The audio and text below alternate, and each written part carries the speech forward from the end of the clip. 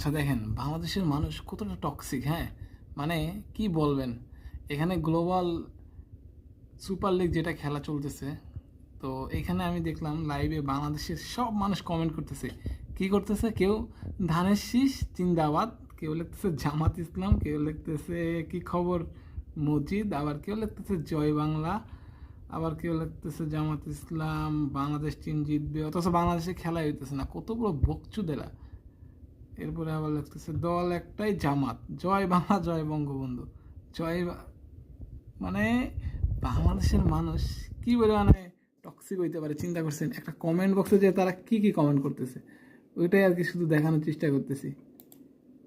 দেখেন, অনেক ধন্যবাদ জামাত ইসলাম, জয় বাংলা, জামাত, বাংলাদেশের বোলারের বল খেলতে পারে না, শিবির, ধানের শীষ।